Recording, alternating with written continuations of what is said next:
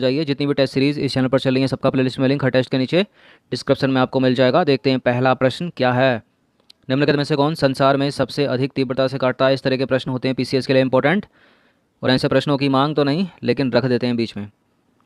Panama की दीमक, Panama की दीमक जो है सबसे तेज काटती है, कोबरा से भी तेज।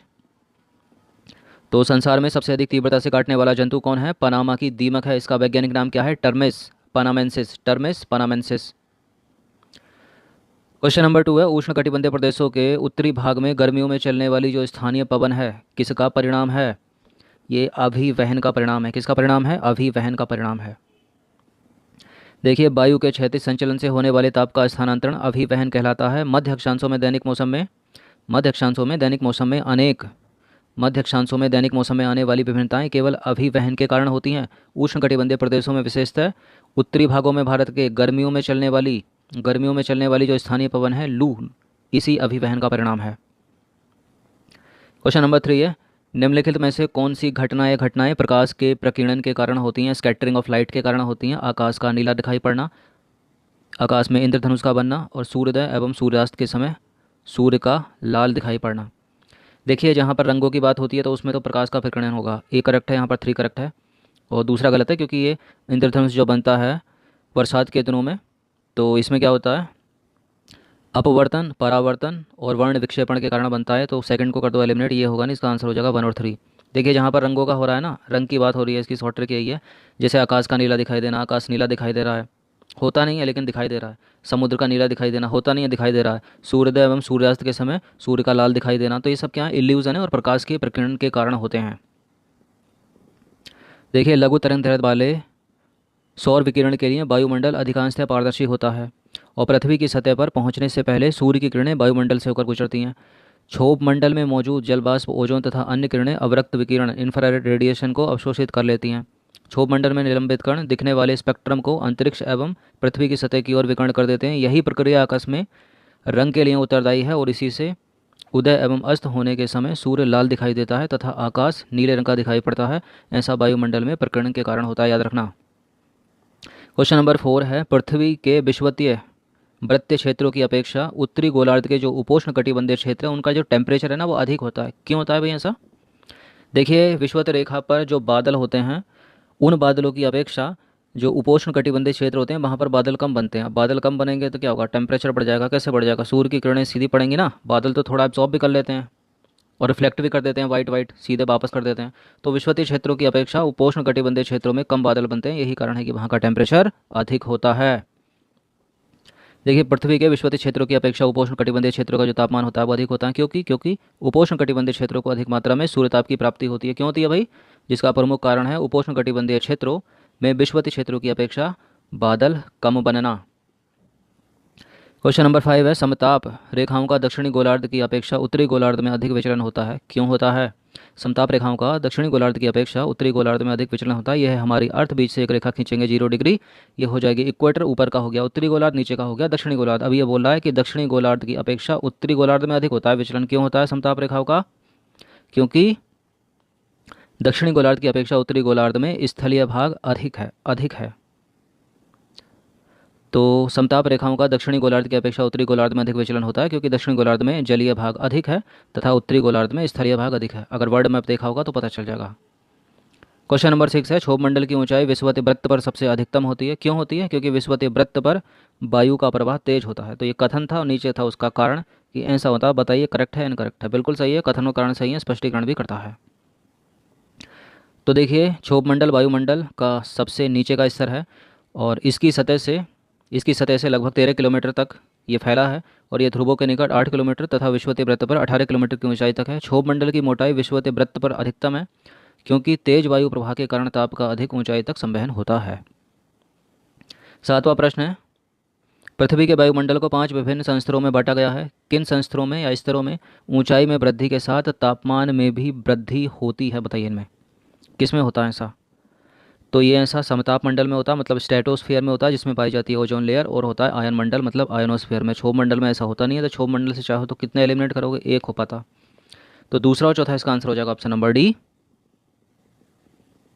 तो देखिए क्षोभ मंडल व मध्यमंडल में ऊंचाई बढ़ने के साथ तापमान में वृद्धि नहीं होती बल्कि कमी होती है, लेकिन समताप मंडल और आयन मंडल तथा बहिर्मंडल में ऊंचाई के साथ तापमान में वृद्धि होती है। इंपॉर्टेंट होते हैं पीसीएस के लिए इस तरह के प्रश्न, याद रखना, समताप मंडल, आयन मंडल और बहिर्मंडल। क्वेश्चन नंबर 8 है, नीचे दिए गए कथनों को ध्यानपूर्वक पढ़ना है। इस संस्तर में धूलकण तथा जलवाष्प मौजूद होते हैं। इनमें से किसी एक की बात हो रही है। इस संस्तर में मौसम में परिवर्तन होता है, शायद इसी से आंसर लगा लोगे पूरा। जैविक क्रिया के लिए यह संस्तर सबसे महत्वपूर्ण है। बताइए किसकी बात हो रही है, क्षोभ मंडल की, समताप मंडल की, मध्य मंडल की, आयन मंडल की? तो आयन मंडल तो इसमें होगा नहीं, मध्य मंडल भी नहीं है, समताप मंडल भी नहीं है, क्योंकि समताप मंडल में मौसम संबंधी परिवर्तन नहीं होते। ये सारी की सारी चीज़ें क्षोभ मंडल में होती हैं। तो बिजली की चमक, बादलों की गड़गड़ाहट, वर्षा का पड़ना। देखिए क्षोभ मंडल में धूलकण तथा जलवाष्प मौजूद होते हैं। मौसम में परिवर्तन इसी संस्तर में होता है। इस संस्तर में प्रत्येक 165 मीटर की ऊंचाई पर 1 डिग्री तापमान कम हो जाता है। जैविक क्रिया के लिए यह सबसे महत्वपूर्ण संस्तर है। क्वेश्चन नंबर 9 है, जलवाष्प के संबंध में कौन सा कथन असत्य है? 3 होंगे यहाँ पर, करेक्ट है 1 होगा, इनकरेक्ट ढूंढिए उसको। तो जलवाष्प वायु को स्थिर और अस्थिर होने में योगदान देती है, करेक्ट है। यह पृथ्वी से निकलने वाले ताप को संग्रहित करती है, ये भी करेक्ट है। जलवाष्प की मात्रा वायुमंडल में ऊंचाई बढ़ने के साथ बढ़ती है, ऐसा है क्या? गलत है। देखिए पहले ही गलत है यहाँ पे, क्योंकि जलवाष्प वायुमंडल में उपस्थित ऐसी परिवर्तनीय गैस है जो ऊंचाई के साथ घटती जाती है। गर्म तथा आर्द्र उष्ण कटिबंध में यह हवा के आयतन का 4% होती है, जबकि ध्रुवों जैसे ठंडे तथा रेगिस्तानी शुष्क प्रदेशों में यह हवा के आयतन का 1% से भी कम है। 10वां प्रश्न है, भूमिगत गुफाओं का निर्माण किस प्रकार की अपक्षय प्रक्रिया के फलस्वरूप होता है? बताइए कैसे होता है? रासायनिक अपक्षय प्रक्रिया के द्वारा। देखिए अपक्षय के अंतर्गत वायुमंडल तत्वों की धरातल के पदार्थ पर की गई क्रिया सम्मिलित है। अपक्षय जो प्रक्रियाएं होती हैं वो 3 प्रकार की होती हैं, रासायनिक, भौतिक या यांत्रिक और जैविक। अपक्षय प्रक्रियाओं का एक समूह जैसे कि विलयन, कार्बोनीकरण, जलयोजन, ऑक्सीकरण, न्यूनीकरण रासायनिक अपक्षय प्रक्रियाओं के अंतर्गत शामिल किए जाते हैं। और भूमिगत गुफाओं का निर्माण कार्बोनेशन की प्रक्रिया के फलस्वरूप होता है, जो कि एक रासायनिक अपक्षय प्रक्रिया है। कार्बोनेट एवं बाइकार्बोनेट की खनिजों से प्रतिक्रिया का प्रतिफल कार्बोनेशन कहलाता है। अच्छे से इसको पॉज मार के पढ़ लीजिएगा अगर कुछ समझ में नहीं आया तो। क्वेश्चन नंबर 11 है, मलबा अवधाब को किस श्रेणी में सम्मिलित किया जाता है? क्या है मलबा अवधाब? यह है तीव्र प्रवाही बृहत संचलन। तो मलबा अवधाब तीव्र प्रवाही बृहत संचलन का एक प्रकार है। मलबा अवधाब वनस्पति आवरण युक्त या उससे वंचित आर्द्र प्रदेशों की विशेषता है। यह तीव्र ढलानों पर संकीर्ण पथ के रूप में घटित होता है। मलबा अवधाब हिम अवधाब के समान है।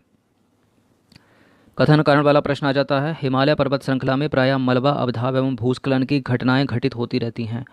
क्यों होती हैं? क्योंकि हिमालय पर्वत श्रृंखला कठोर शैलों से निर्मित है। देखिए पहला तो करेक्ट है, लेकिन दूसरा गलत है। यहाँ पर कारण गलत है, मतलब तो कथन सही है, कारण यहाँ पर गलत है। क्योंकि हिमालय पर्वत श्रृंखला जो है वो कठोर शैलों से थोड़ी निर्मित है। हिमालय पर्वत श्रृंखला कठोर शैलों से थोड़ी निर्मित है। चलिए पढ़ते हैं इसकी एक्सप्लेनेशन। देखिए कारण कथन सही है, कारण गलत है। हमारे देश में मलबा अवधाब एक भूस्खलन हिमालय में प्रायः घटित होते हैं और इसके अनेक कारण हैं। पहला, हिमालय विवर्तनिक दृष्टिकोण से सक्रिय है। यह अधिकांशतः परतदार शैलों, असंगठित एवं अर्ध संगठित पदार्थों से बना होता है। हिमालय की तुलना में पश्चिमी घाट अपेक्षाकृत विवर्तनी की दृष्टि से अधिक स्थायी है और बहुत अधिक कठोर शैली से निर्मित है। परंतु अब भी इन पहाड़ियों में मालवा अवधाब एवं भूस्खलन होते रहते हैं, यद्यपि उनकी बारंबारता उतनी नहीं है जितनी हिमालय में है। क्वेश्चन नंबर 13 है, मृदा निर्माण सर्वप्रथम निर्भर करती है किस पर? कैसे होता है मृदा निर्माण? सबसे पहले अपक्षय। देखिए मृदा निर्माण या मृदा जनन सर्वप्रथम अपक्षय पर निर्भर करता है और यह अपक्षय प्रभार अपक्षय पदार्थ की गहराई ही मृदा का मूल निवेश होता है। क्वेश्चन नंबर 14 है, अपसल्कन गुंबद का निर्माण किस प्रकार की भौतिक अपक्षय प्रक्रिया के दौरान होता है? देखिए जो ज्योग्राफी है उसमें बहुत सारे वर्ड ऐसे होते हैं जिसमें क्लिष्ठंडी का प्रयोग होता है। वो बुक्स में ऐसा लिखा हुआ है, एनसीईआरटी की बहुत सारी बुक हैं, तो कहीं कुछ समझ में ना आए तो उसका इंग्लिश वर्जन जरूर देख लेना। और जनरल साइंस के साथ भी ऐसा करना, वरना पता ही नहीं चलेगा, बाउंसर मार जाएगा ऊपर से। तो आजकल तो बाइलिंगुअल तो पेपर सब में ही आ रहा है, तो एक बार इंग्लिश वर्जन जरूर देख लेना। और बहुत सारे इंग्लिश टर्म ऐसे होते हैं जो इंग्लिश मीडियम वाले हिंदी टर्म को देखते हैं। तो 14 का आंसर क्या बताइए? इसका आंसर हो जाएगा भार विहीनता एवं विस्तारण। देखिए अनवरत अपर्दन के कारण ऊपरी साई सैलों के भार का अपनयन ऊर्ध्वाधर दबाव वर्टिकल प्रेशर के निमुक्ति का कारक होता है, जिससे सैलों के ऊपरी संस्तर विस्तारित हो जाते हैं। इसके परिणाम स्वरूप सैलों का पतन एवं तत्समरूप विघटन होता है और भार विहीनीकरण एवं दबाव मुक्त होने के कारण विस्तारण से उत्पन्न अल्प सल्कन चादरों का क्षैतिज विस्तार सैकड़ों या हजारों मीटर तक हो सकता है। बड़े चिकने एवं गोलाकार गुंबद को अल्प सल्कन गुंबद कहते हैं, जो भार विहीनीकरण एवं विस्तारण अपक्ष प्रक्रिया के द्वारा बनता है। क्वेश्चन नंबर 15 है, जल, हिम तथा वायु को भू आकृतिक कारक कहा जाता है। जल, हिम तथा वायु को भू आकृतिक कारक कहा जाता है। क्यों? क्योंकि जल, हिम तथा वायु धरातल के पदार्थों का अधिग्रहण तथा परिवहन करते हैं। बिल्कुल करेक्ट है दोनों के दोनों स्टेटमेंट, और करता है इसकी व्याख्या भी।